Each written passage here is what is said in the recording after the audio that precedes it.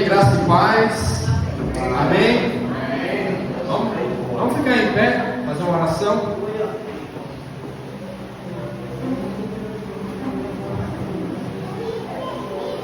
Oremos. Bendito Deus, louvamos a Ti por Tua igreja amada, aqui em Martins e lá em Marizal. Estamos hoje reunidos para adorar, louvar o Teu nome. E Teu Santo Espírito, neste momento, me dê intrepidez, lembrança, autoridade, que eu possa ser fiel à Tua palavra e transmitir a esperança que o Senhor nos dá. Que a Tua palavra faça moradia em nossos corações, encontre morada, nos transforme e possamos sair daqui diferentes. É no nome de Teu Filho que nós oramos e Te agradecemos, rogando ao Senhor, Deus Pai, que transforme este lugar. No nome de Teu Filho que oramos. Amém.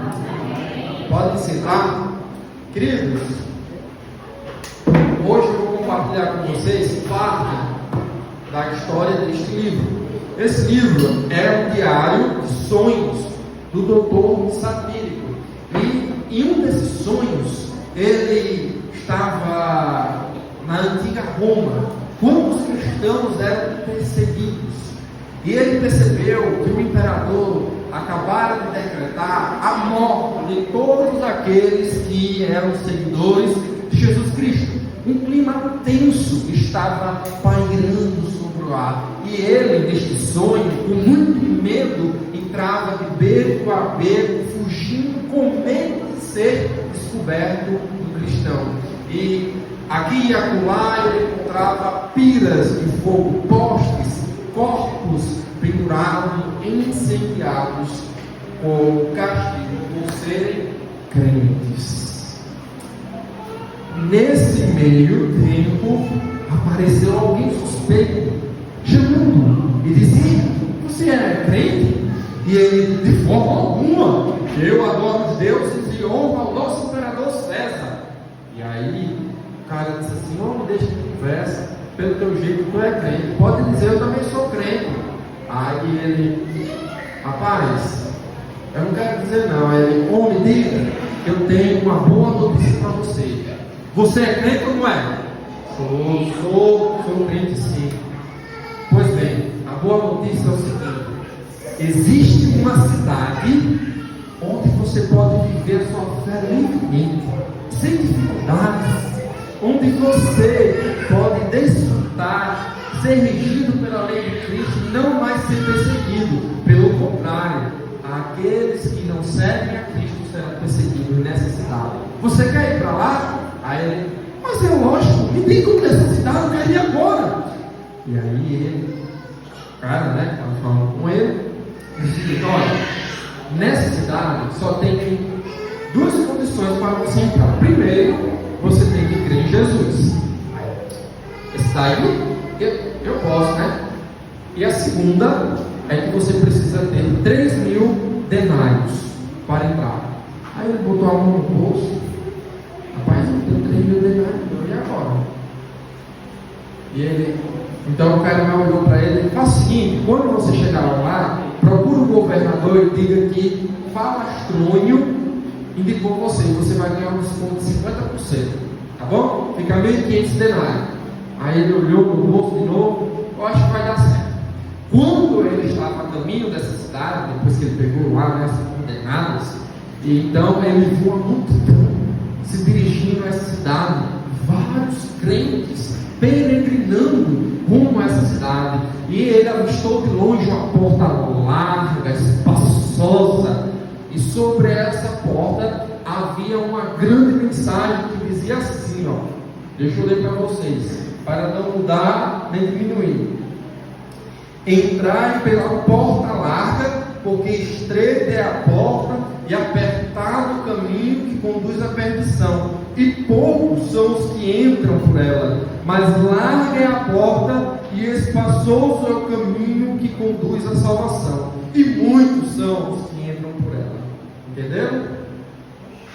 E aí tinha tanta gente que ele não conseguia falar com o governador. Ele esperou as pessoas passarem. Quando foi 2 da madrugada, Quando a fila aliviou e a porta esvaziou, ele chegou ao governador, que se chamava Balaão, que estava em cima da porta, um cara bem gordo, com os dentes amarelos, e no anel ele tinha um número 666. Pronto. Ele chegou para esse governador e: eu quero entrar nessa cidade. Aí o governador olhou para ele, um cara assim, de sagaz, e disse: rapaz, não é qualquer um que pode entrar aqui não. Aqui é governado por Cristo. Você quer entrar aqui mesmo? Você é crente? Sou. Pronto, cadê o dinheiro? É 3 mil para entrar. Aí ele: pronto, é isso que eu queria conversar com você. Eu não tenho esses 3 mil. Eu tenho 1.500. Aí ele: dá certo? Aí ele: rapaz, vamos ver. Mas foi falastrônio que me ligou. Falastrônio? Agora você pode entrar, me deu os 1.500. Aí o Balão contou o dinheiro, recontou o dinheiro.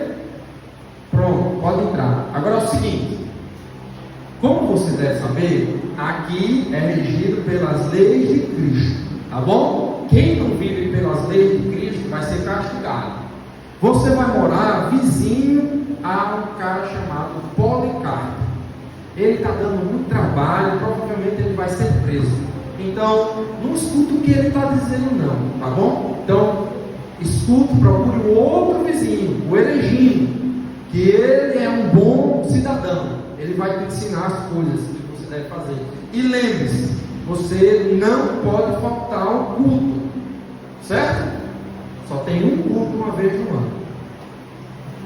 Aí, então, o doutor, caminhando pelas ruas, ele achou estranho, porque não encontrou nenhuma igreja. Ele encontrou bares, motéis, cassinos, e nada de igreja. Quando ele chegou lá na casa, então ele viu Policarpo sendo preso. E aí, e agora? Agora, o Eregino veio recepcionar e ele disse: esse Policarpo aí, ele está confundindo a nossa cidade, querendo que nós vivamos pela fé, que nós estejamos na igreja todos os dias, dizendo que o nosso governador não presta. Enfim, ele tem que ser preso. E aí, o que eu faço? Não, aqui não tem nada demais não, só preciso ir para o culto, uma vez no ano. Tá bom. E aí o que aconteceu? Passado um ano, chegou a hora de ir para o culto. Só que ao longo desse ano, ele percebeu que a cidade era um tanto quanto diferente. As pessoas eram fofoqueiras, invejosas, as pessoas eram mal criadas, as pessoas eram briguentas, birrentas, as pessoas maltratavam umas às outras, e havia traição. Ele ficou muito incomodado com aquela cidade e certamente batia um arrependimento. Ele ficou pensando: rapaz, eu acho que era melhor viver lá na perseguição do que nessa cidade amaldiçoada, viu? E aí chegou o grande momento dele ir para o culto. Aí ele ficou pensando: rapaz, eu vou para o culto, eu vou me decepcionar, quer ver? Sabe? Acho que eu não vou não. Aí ele viu: vamos. Aí ele: para onde? Para o culto. Aí ele: eu vou. Deixa eu pegar minha Bíblia. Não, você precisa de Bíblia não. O que o pastor fala é inspirado, não precisa de Bíblia. Aí ele: bom. E aí ele foi caminhando, com o Eregino para o culto. Quando ele chegou lá no culto, vocês não sabem o que aconteceu. Mas antes que eu conte, vamos iniciar nossa mensagem.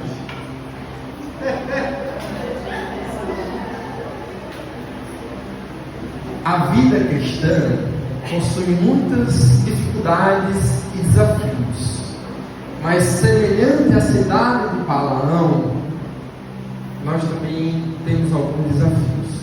Abram suas Bíblias em Apocalipse, capítulo 2, versículo 8. Apocalipse, capítulo 2, versículo 8.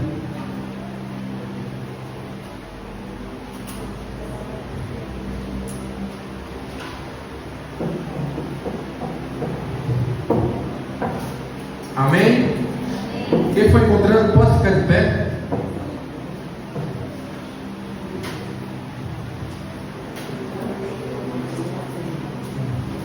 Apocalipse, capítulo 2, a partir do verso 8.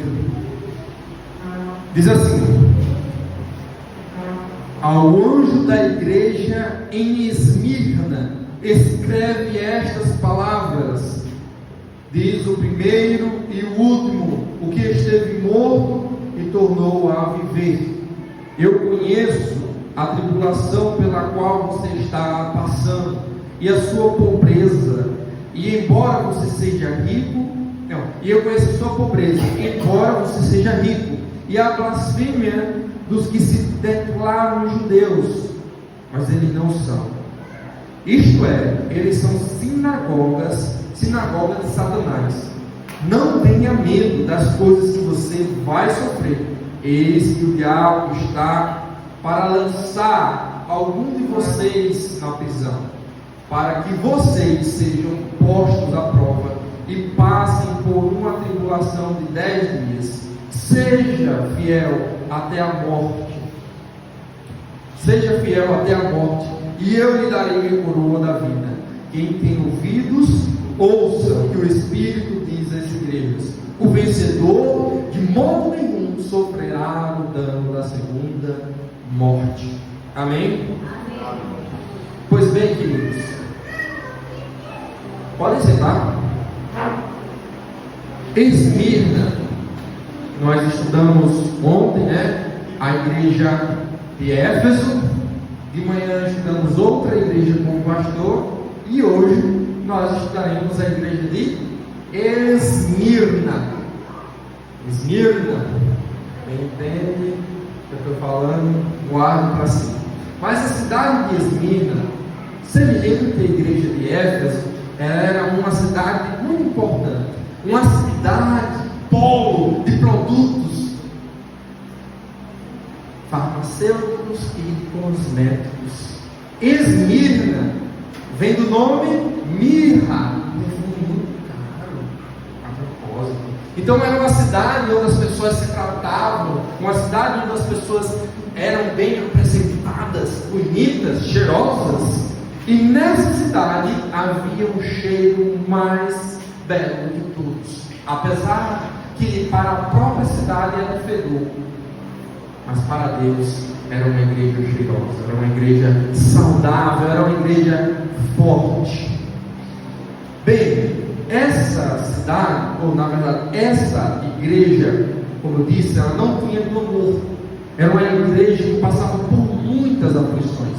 O próprio Jesus Cristo, ele inicialmente diz: eu conheço a tribulação, a pobreza e a blasfêmia que falam contra vocês. Ou seja, era uma igreja difamada, uma igreja mal falada, era uma igreja mal vista, era uma igreja sofredora, mas era uma igreja fiel, uma igreja que tinha uma excelente reputação diante de Cristo, mas não diante dos homens. E essa igreja, apesar da sua reputação ser diferente diante dos homens, era uma igreja sólida, semelhante ao apóstolo Paulo, que parecia um homem desprezível diante dos homens, mas poderoso diante de Deus. E como Paulo, essa igreja, ela sofria perseguição também de judeus. Curiosamente, um povo que se intitulava casa de Deus, tabernáculo de Deus, descendência de Deus, mas Jesus chama ele de quê? Templo de Satanás. Vocês são tabernáculo de Satanás. Esse povo que deveria se aproximar, ouvir o Evangelho, crer em Jesus, estava perseguindo uma igreja. Então, essa é a igreja que nós falaremos. E nessa igreja, um homem chamado Policarpo, inclusive, muito tempo depois que essa carta foi escrita, já no século II, ele é acusado, na verdade, ele é denunciado por alguns judeus ao Império Romano, capturado, e você não sabe como ele morreu, mas eu contarei lá no final. Bem, uma certa autoridade do Império Romano disse certa vez que a igreja de Cristo é um canto miserável, de gente da ralé, de pobres, defeituosos, insignificantes, pessoas sem cabeça, pessoas incultas, desprezadas. Apesar das duras palavras que ele disse, a igreja é um canto de miseráveis, o nosso cheiro para o mundo pode parecer assim, mas não é assim. Apesar de muitos de nós não termos essas qualidades todas, não sermos de famílias nobres, mas na igreja houve pessoas importantes, inclusive naquela época onde o imperador tanto acusava pessoas de condições, pessoas dotadas, pessoas doutoras. Porém, o que o mundo não percebe, mas nós percebemos que a riqueza da igreja não está nos seus bens, nem na reputação que ela possui diante da sociedade. Deixa eu dizer isso de outro modo. Um crente disse o seguinte, o nome dele é Boécio.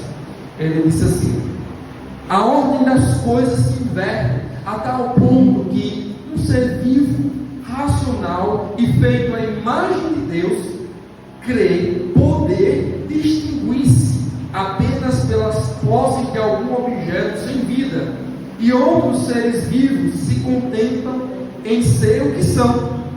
Mas vós, que sois dotados de alma e feitos à semelhança de Deus, vós empregais vossa natureza na busca de objetos sem importância, sem noção da desigualdade, da troca e da ofensa que fazeis ao Criador. Deixa eu dizer em palavras mais nordestinas: as pessoas procuram sua importância, o seu valor em coisas perecíveis, que não têm alma, que vão deixar de existir, enquanto nós somos feitos à imagem e semelhança de Deus, que somos eternos, nós não vemos valor em si mesmo. Comparado aos animais que são felizes em ser o que são, não precisa ter um carro novo, não precisa ter uma casa nova, não precisa ter uma excelente reputação no mercado, não precisa ter uma conta recheada. Eles são felizes, são contentes. E nós que somos o topo da criação de Deus, somos infelizes porque não temos alguns objetos. Que ironia, né? E a igreja, pior de todas, porque abre mão do que vê por aquilo que não vê, passa vergonha no que vê por aquilo que não vê, sofre no que vê, na expectativa e na esperança daquilo que não vê. Então, irmãos, Jesus traz elogios para essa igreja de forma a tocar, a curar, a aliviar a ferida daquela igreja. Veja quais são os títulos de Jesus. Apocalipse capítulo 2, versículo 8 e versículo 9. O primeiro e o último, o que esteve morto e voltou a viver. Quem foi que usou esse primeiro título? Deus Pai, lá em Isaías. Ele está dizendo: eu sou o Criador, eu que sempre existi, eu que trouxe todas as coisas à existência, é eu que fiz tudo isso. Mais importante que toda a criação sou eu. É esse Deus que a igreja de Esmina está tocando tudo. É esse Deus, o Deus que cria tudo, o Deus que é o Senhor do ouro e da prata, o Deus que sustenta tudo isso. É esse Deus que ela está abrindo em sua vida. Mas é o Deus que a morte não pode ver. Mesmo que esses irmãos percam a sua vida, eles têm o Senhor que ressuscitou. Amém, irmãos? O futuro que Jesus deseja para a sua igreja é o tempo da nossa conferência, do nosso retiro. E o futuro que Jesus deseja é que sua igreja não se abata com as dificuldades. Pelo contrário, seja estimulada, fomente a perseverança, a labuta, o seu caminhar com Cristo. Desse modo, irmãos, Nós só podemos triunfar no meio dessas tribulações, não perdendo o padrão de Jesus Cristo. Algumas pessoas vão focar muito no nosso estado de sofrimento, nas perdas. Vamos dizer assim, de pessoas tanto muito negativas. Olha quanta coisa já sofri e perdi. Se você, irmão, olhar para isso mesmo, você não encontrará estímulo nenhum para continuar a viver Cristo na sociedade. Ano passado eu perdi 10 mil reais sendo fiel. Se você ficar vendo suas feridas, você não terá estímulo nenhum para perder 1 milhão para Cristo.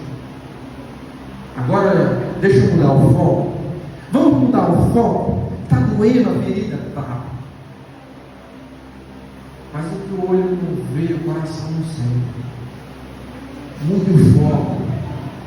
Olhe para Cristo. Olhe para as chagas de Jesus Cristo. Olhe para as promessas que Ele tem para ti. Mude o foco. Eu sei que está sendo doloroso, mas olhe para Cristo. Cristo, Ele quer te abraçar. Ele tem promessas. Ele tem riquezas inigualáveis. Riquezas que ninguém pode tomar. Ele tem a vida que não passará, que não será tomada de nós. Então mude o foco, irmãos. Não fique problema. Não, deixe lá. Eu não estou dizendo que vai parar de existir. Não somos budistas. Não, a gente não está negando a realidade. Não estamos negando o sofrimento. Pelo contrário, estamos tendo uma mudança de perspectiva. Ao invés de encararmos, está doendo. Não, está doendo. Mas Jesus está doendo. Mas eu não vou chegar um dia que não vou ter mais nenhuma ferida, porque Jesus está doendo. Amém, meus irmãos? A nossa igreja pode estar cheia de dificuldades. Pode ser uma igreja que não faça grandes eventos, uma igreja que não seja popularmente conhecida, não seja um peso para a sociedade. Mas o importante é sermos peso, termos reputação com Jesus Cristo. Essa igreja de Esmirna era pobre, mas Jesus disse o quê? Mas tu é rica. Ela podia ser pobre financeiramente, mas era rica dentro de Jesus. A nossa reputação, irmãos, não é a sociedade, é com Cristo. Vão falar mal de mim. Se você está servindo a Jesus Cristo de modo fiel, o que importa, irmãos? O importante é servir a Jesus Cristo. A nossa reputação não vai ser o maior bem, e sim a reputação de Cristo. Esse é o futuro que Jesus quer. E desse modo nós poderemos suportar as aflições. Sabe por quê? Porque nós não seremos fatalistas e nem seremos individualistas. Por exemplo, isso acontece comigo, todo sofrimento só acontece comigo, eu sou azarado, é uma marcação comigo. Queridos, é uma guerra. O nosso general é Cristo. É uma música. Pelo Senhor marchamos, seu exército poderoso é. Sua glória será vista em toda a terra.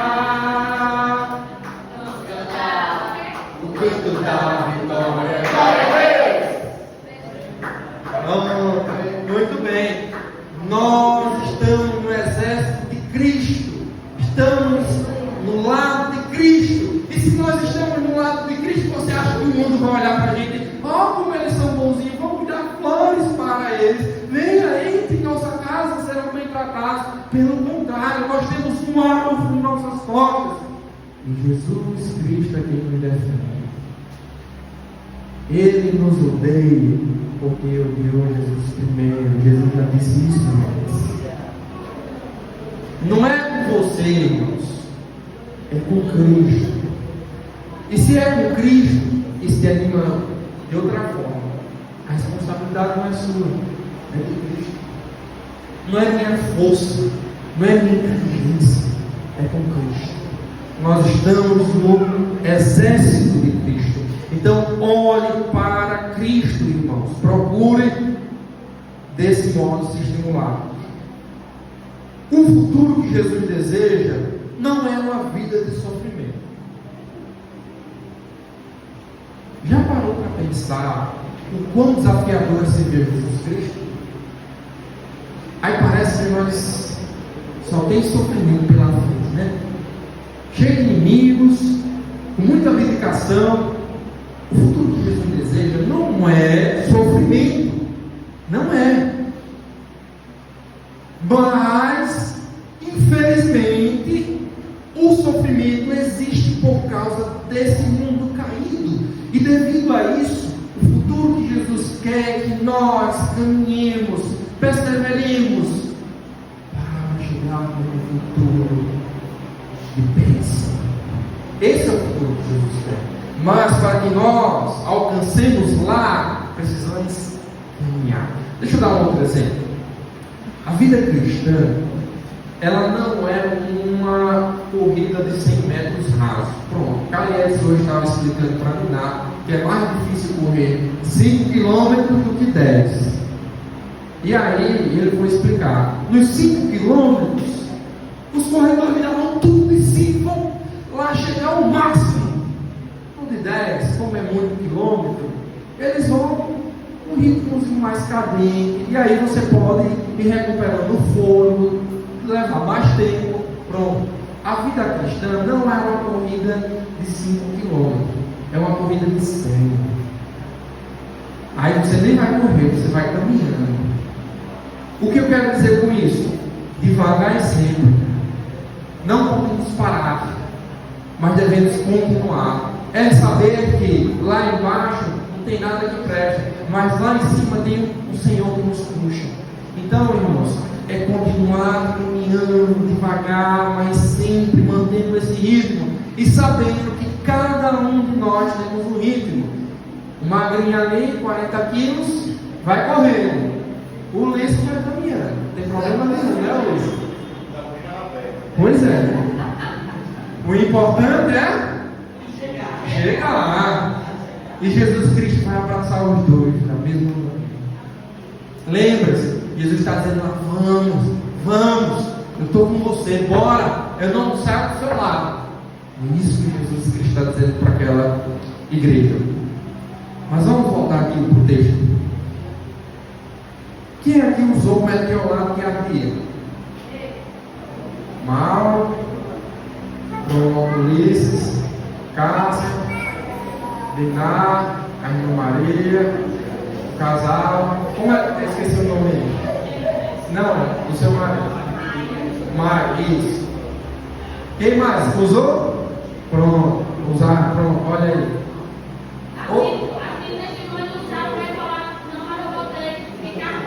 Bicarbonato. Pronto. Hoje o meteorado não arde, né? Pronto. Mas qualquer ferida que seja, com que arde, que não arde, você está cismado, porque você está ferido, você está machucado, você está sensível. Agora, com esse sofrimento todo, será que a gente não aguenta um meteorado que nem arde? Até o meteorado de hoje, será que nós não aguentamos? Deixa eu lhe contar uma outra peça de um outro livro. Eu acho que você já leu no livro Vidas Secas, de Graciliano Ramos, né? Pronto. Para quem não leu, deixa eu lhe trazer só uma palhinha para depois você ler. Naquele livro, ele retrata a seca da década de 60. A seca que matou quase que o Nordeste todo. Nessa época, muitos nordestinos se retiraram para o Amazonas, para o sul, para o sudoeste. Bem, e o que acontece? Ele narrará nesse livro de Graciliano Ramos a vida de um personagem, de um vaqueiro, que com muita labuta ele mantinha uma família, de certa forma, numerosa. E depois dele persistir vários dias, vários anos, sem cair um milímetro de água, diferentemente desses dias, ele larga tudo, seus animais, seu cavalo, sua casa, e sai com sua família em busca de comida. Um sofrimento atrás do outro, e a gente pensa, obrigado, sabe, filho abençoado. E a gente fica pensando, meu Deus, isso é um coitado. Eles chegam até a olhar para uma carniça e querem comer uma carniça. E aí você pensa assim, não, com certeza eles vão melhorar de vida, porque tanto sofrimento não tem o final do túnel. Aí lá no final da viagem deles, o menino dele morreu de fome, arranca uma planta e come a raiz. O bucho incha e ele morre. E agora? Será que não tem alívio? Parece, irmãos, que a vida cristã às vezes só tem desgraça, só tem desafios. Quase a igreja aqui. Veja o que Jesus disse para essa igreja. Lembra? A igreja era mal afamada na cidade, perseguida pelo povo que deveria ser seu amigo e pobre. Aí, não tem um alívio, né? Jesus está falando, olha aí, verso 10, capítulo 2, verso 10.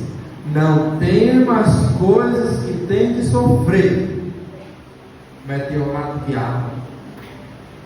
Eis que o diabo está para lançar em prisão algum de vós, para ser exposto à prova, e tereis tribulação de 10 dias. Ser fiel até a morte, e dar-me-ei a coroa da vida. Se a situação estava ruim, ia piorar. Jesus entra em contato, não. Muito bem, vocês estão indo bem. Eu estou com vocês. Mas deixa eu dizer uma coisa para vocês. Não vai dar tudo certo agora. Vai piorar.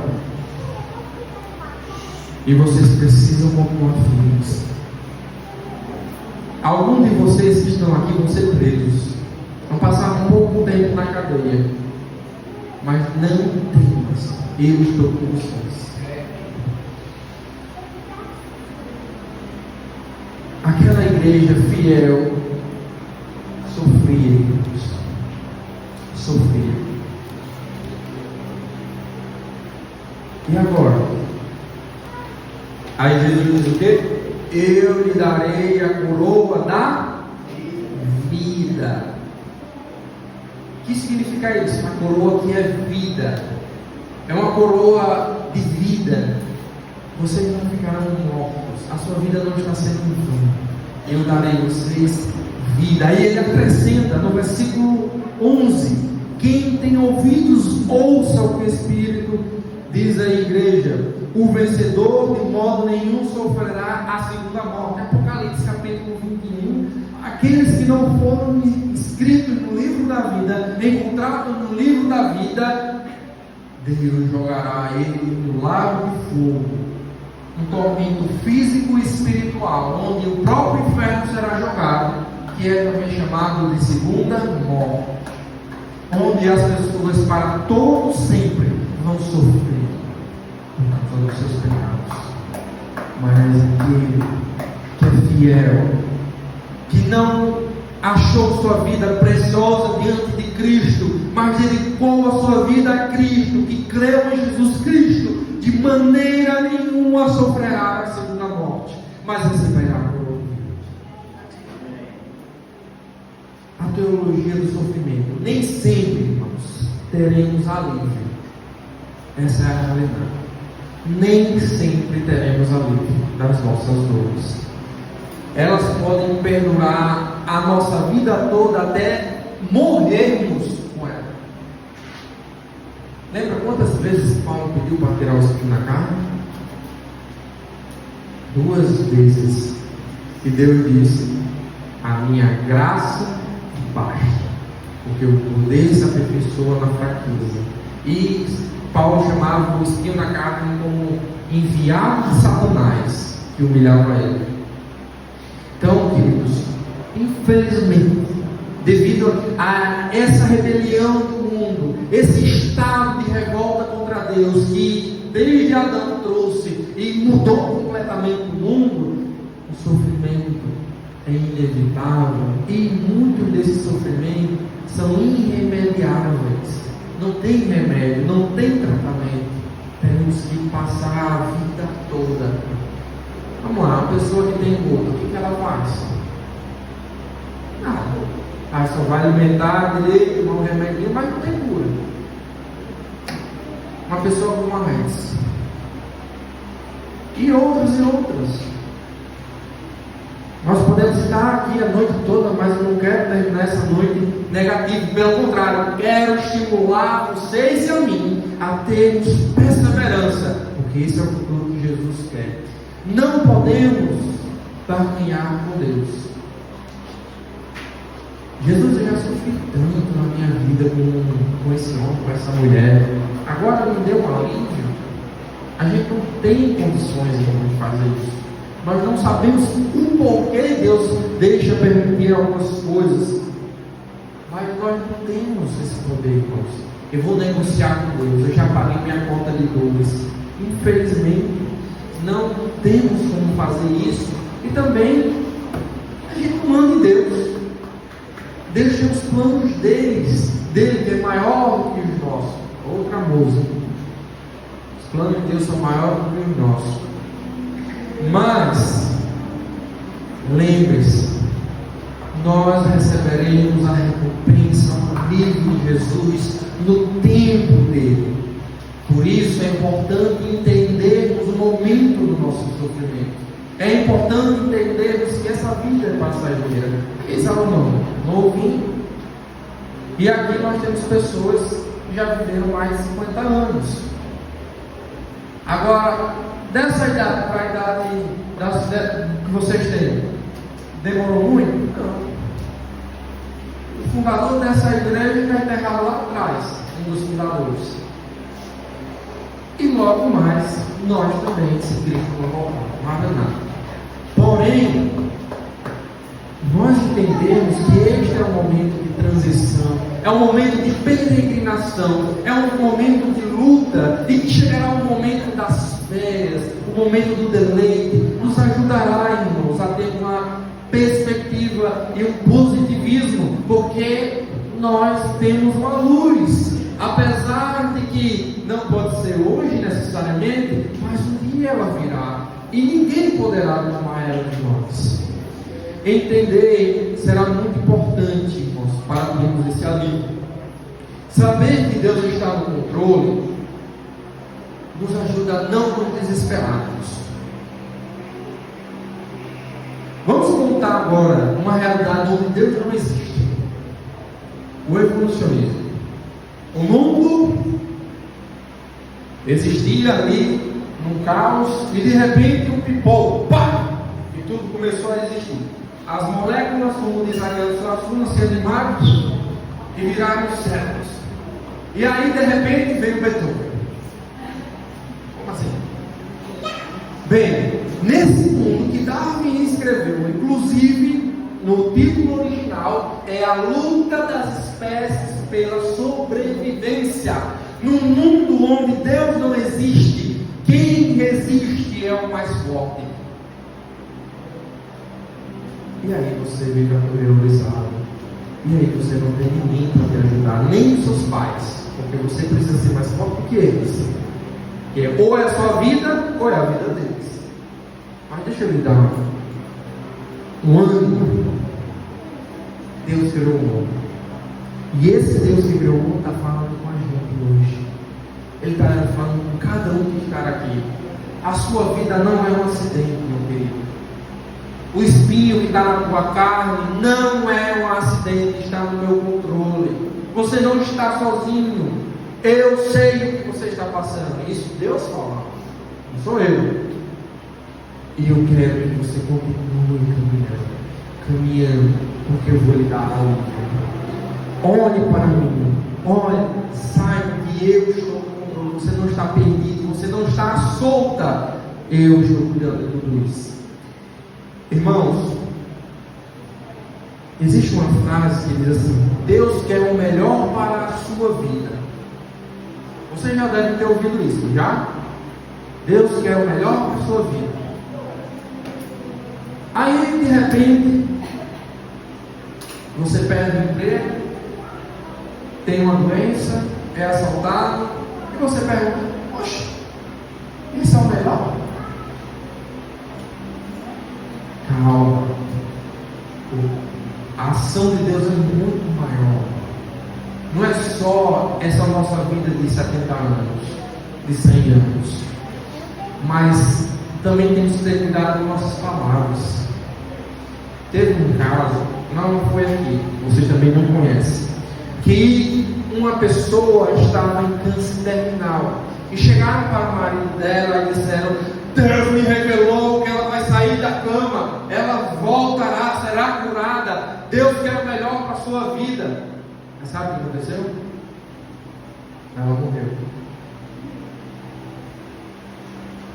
O que foi que Deus disse? Deus não disse isso, não, isso foi a intenção das pessoas. Mas ela era crente, ela está no céu. Amém, irmãos? Amém. Apesar dessas mentiras que a pessoa viu, sofreu, Deus está cuidando.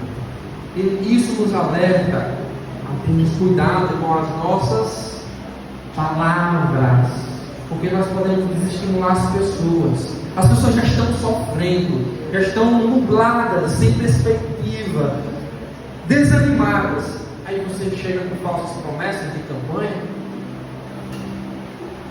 e ainda faz Deus ser mentiroso, sendo que Ele não mente. Temos que ter cuidado, porque nós desestimularemos as outras pessoas e desestimularemos a nós mesmos. Cadê Deus? Não, Deus não disse nada, foi você que disse. Deus não disse nada disso. Pelo contrário, Ele disse que nós passaríamos por aflições, porque esse mundo, ele jaz maligno, ele é controlado pelo maligno. Porque esse mundo, devido à nossa causa, devido ao nosso pecado, nós abrimos porta para maldições, para doenças, para um trabalho penoso. Mas por causa de Jesus Cristo, que ressuscitou, que ganhou na cruz, nós temos uma saída. É essa a esperança que Deus garante. É isso que Deus nos diz. Isso Ele garante. Se Ele garante que nós viveremos com base na ressurreição, você tem um motivo para sair hoje daqui e dizer: apesar de todo sofrimento, eu tenho um motivo para me alegrar, porque eu sei que o meu Redentor vive. E se Ele vive, eu também viverei. Meus irmãos, deixa eu entrar numa área aqui que é muito polêmica, mas fala diretamente com a cidade de Balaão. Fidelidade a Jesus Cristo tem custo. Ser crente com um pé na igreja e um pé no mundo é fácil. Tem algumas dificuldades, mas é fácil. Você tem amizade no mundo e algumas amizades na igreja. Agora, sendo crente fiel a Jesus Cristo, você tem que pagar preço. Pagar preço de não aceitar suborno, pagar preço de não mentir, de não furar fila, pagar preço de perder alguns relacionamentos por ser fiel na verdade, pagar o preço até mesmo com a própria vida.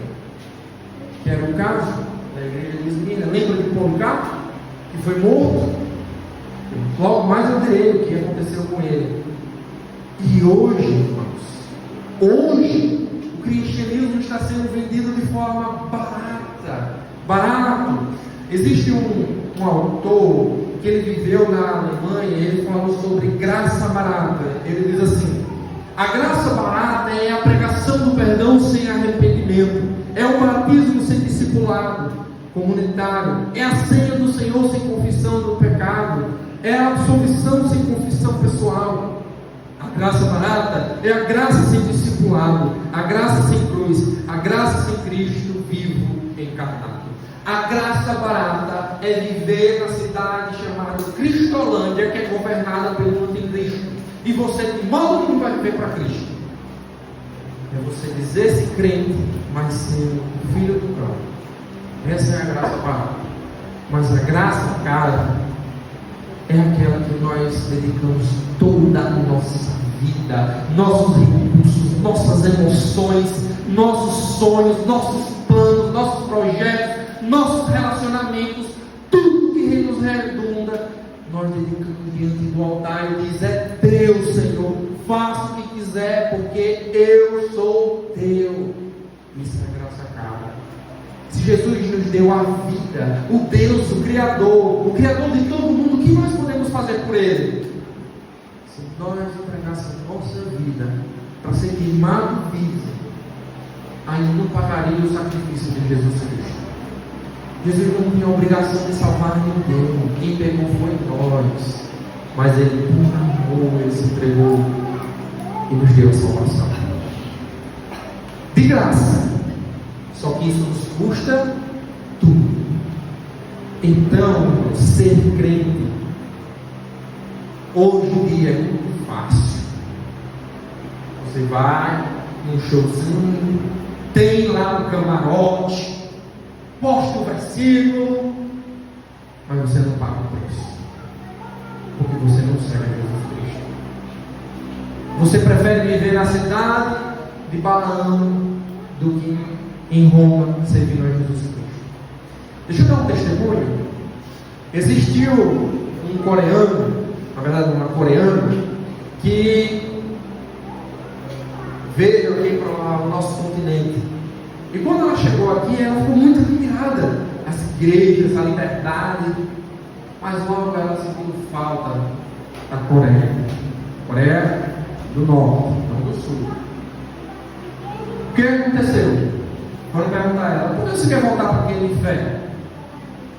Ela disse: porque lá eu vejo o Evangelho, eu vejo o crente lá, aqui eu vejo um bocado de hipócritas.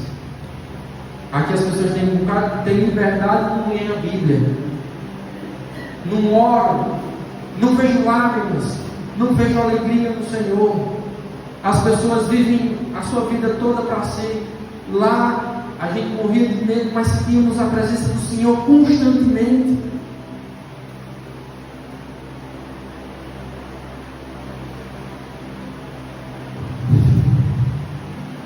O discipulado vem custa, irmãos. Mas deixa eu lhe dar uma esperança. Apesar de estarmos em guerra, aparentemente perdendo, mas nós somos vitoriosos em Cristo. Quando vocês leem Apocalipse, o que nós temos lá é o que? Cristo vence, a sua igreja se alegra, a sua igreja também venceu, e nós somos mais que vencedores. Cristo já garante o nosso futuro.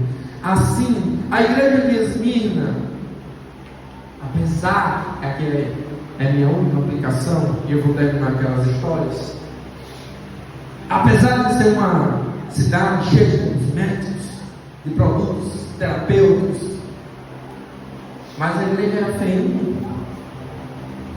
Usava aquela colônia da natura, tubão, né?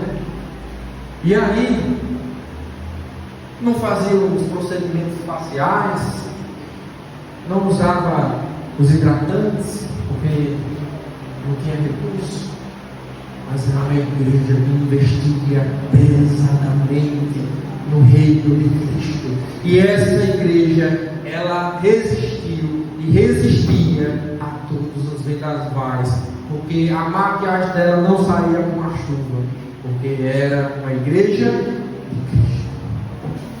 Deixa eu terminar a história. Primeiro eu vou terminar a história do Balaão, depois eu termino a história do Policarpo. Balaão, lá na cidade de Balaão. Então, o doutor chegou lá na igreja e vocês não imaginam o que ele viu. 7 horas era o culto, uma vez ao ano. A igreja grande, imensa, andares, toda iluminada, maior que um shopping center. Ele entrou lá e não tinha ninguém, só tinha um herege que estava acompanhando ele. Aí ele sentou na cadeira, aí ficou olhando de um lado para o outro. Aí ele: rapaz, cadê as pessoas? Aí ele disse assim: meu amigo, aqui na cidade nós aprendemos que não devemos ser governados por horário, nós temos liberdade. podendo chegar a hora que nós quisermos. Nós servimos a Cristo. Aí ele, mas a hora do culto é 7 horas. Aí ele, homem, esquenta com isso não, vamos ali no cassino, jogar um pouquinho. Aonde? Não, hora do culto, não, cassino é aqui na igreja. Que é obrigatório, tem um cassino, um hotel, tem banheiro de homem, de mulher e homossexual dentro da igreja, tá bom? Então você vai lá no cassino, quando chegar na agenda a gente volta. Aí ele, não quero ir não, eu não gosto de jogo não. Aí o Erechim continuou, querendo ser um bom vizinho. Então vamos ali no bar, beber um pouquinho. Então no bar é o pastor. Aí ele disse assim, não quero ir não. Aí você fica esperando aqui até a hora de começar. Aí ele, vou. Só tem um turno uma vez no ano. Aí ele, o Erechim foi saindo, olhou assim, é besta, né? Podendo aproveitar. Eu não fiz uma coisa a você, viu? Povo atrás aqui. Aí foi embora. Quando deu 9 horas da noite, mas não era de certo. Quando deu 9 horas da noite, começou a chegar alguns crentes. E aí o pastor, cambaleando, chegou lá em cima com um bocado de dinheiro, guardando, contando dinheiro ainda, e muito bêbado, foi começar o culto. Aí teve um bocado de teatro, teve 20 louvores, teve tudo que você imagina, e 10 minutos de pregação. Pronto. Aí na pregação foi um absurdo. Foi um absurdo de tal maneira. O que aconteceu? Ele saiu revoltado para matar Balaão e foi preso. Na prisão, ele encontrou Paulo, Pedro, Policarpo, Anselmo, todos os crentes foram presos porque eles pregavam e viviam a verdade. Enquanto a cidade de Balaão estava lá, feliz da vida. E qual foi o fim de Policarpo? Pronto, agora aqui foi uma história real. Policarpo então foi preso e ele, já velho, recusou-se a fugir e ele até ofereceu hospitalidade aos seus perseguidores. Ele deu comida e ele pediu para orar e depois foi levado. Quando ele chegou lá no Coliseu para ser queimado vivo, o procônsul disse assim: jure pela fortuna de César, arrependa-se e diga abaixo aos ateus. Os ateus naquela época, desde a época de Cristo, eram as pessoas que não acreditavam nos vários deuses, acreditavam apenas em um Deus, porque naquela época havia vários deuses. Aí Policarpo virou para o procônsul e disse com uma voz terna o seguinte: há 86 anos eu tenho sido seu servo de Cristo, e ele nunca me faltou. Como eu blasfemarei contra o meu rei e meu salvador? O procônsul furioso: você não sabe que eu tenho animais selvagens à sua espera? Eu entregarei a eles, amigos que você se arrependa. Policarpo respondeu: mande trazê-los. Não de modo arrogante, ele disse isso. E ele continuou: porque não estamos acostumados a nos arrepender do que é bom para mudar para o que é mal. Em seguida, o procônsul ameaçou queimar vivo. E Policarpo responde: você me ameaça com fogo que queima durante um momento e logo se apaga. Você não conhece o fogo vindouro do julgamento e castigo eterno reservado para os ímpios. Então, o procônsul mandou prender na estaca e Policarpo disse assim: deixe como eu estou, pois aquele que me dá forças para suportar o fogo, também me dará forças para permanecer firme na fogueira, sem ser segurado por pregos. E assim Policarpo morreu, queimado e encravado por uma lança, uma pira de fogo. Policarpo de Esmirna era um homem fiel, tal qual a igreja de Deus pastoreou. E o futuro que Jesus deseja para a sua igreja é que nós fomentemos a perseverança, olhando para a vida eterna, porque isso é que Jesus deseja para a sua igreja. Amém? Vamos orar. Bendito Deus, agradecemos a Ti pela perseverança da Tua igreja. É no nome do Teu Filho que nós a entregamos a Ti.